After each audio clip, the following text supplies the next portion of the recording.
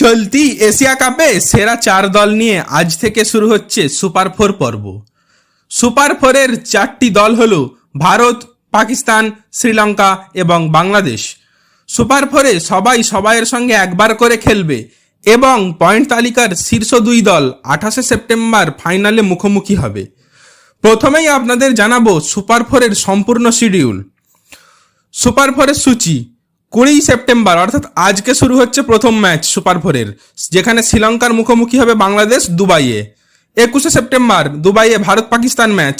23 September আবুধাবিতে Pakistan Sri Lanka match. 24 September দুবাইয়ে ভারত বনাম বাংলাদেশ ম্যাচ। 25 সেপ্টেম্বর দুবাইয়ে পাকিস্তান বনাম বাংলাদেশ ম্যাচ। 26 সেপ্টেম্বর দুবাইয়ে ভারত বনাম শ্রীলঙ্কা ম্যাচ। সুতরাং এই ছিল সুপার 4 পর্বের সূচি। দর্শক, আপনাদের কি মনে হয় ফাইনালে কোন 2 দল উঠবে কমেন্টে জানাতে পারেন।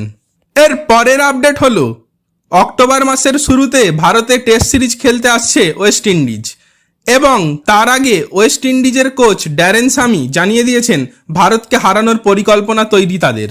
মূলত কিউইদের থেকে তিনি অনুপ্রেরণা নিচ্ছেন। আপনাদের মনে থাকবে যে ঘরের মাটিতে শেষ টেস্ট সিরিজ ভালো যায়নি ভারতের।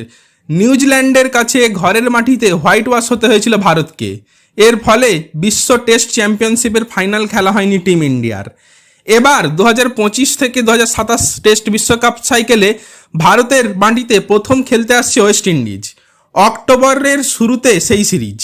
ওয়েস্ট ইন্ডিজের কোচ ড্যারেন স্যামি জানিয়ে দিয়েছেন ভারতকে হারানোর পরিকল্পনা তৈরি তাদের। স্যামি জানিয়েছেন পেস আক্রমণে ভারতকে ধরাশায়ী করতে তৈরি তারা। ওয়েস্ট ইন্ডিজ দলে সামার জোসেফ, আলজারি জোসেফ এবং জেইডেন সিলসের মতন 3 পেসার রয়েছেন। তাদের 20 উইকেট নেওয়ার ক্ষমতা রয়েছে বলে মনে করেন ড্যারেন স্যামি। সাংবাদিক বৈঠকে স্যামি বলেন, আমাদের পেস আক্রমণ যে কোনো পরিবেশে সফল হওয়ার ক্ষমতা রাখে। আমাদের আক্রমণে বৈচিত্র্য আছে। সামারের গতি ওর অস্ত্র।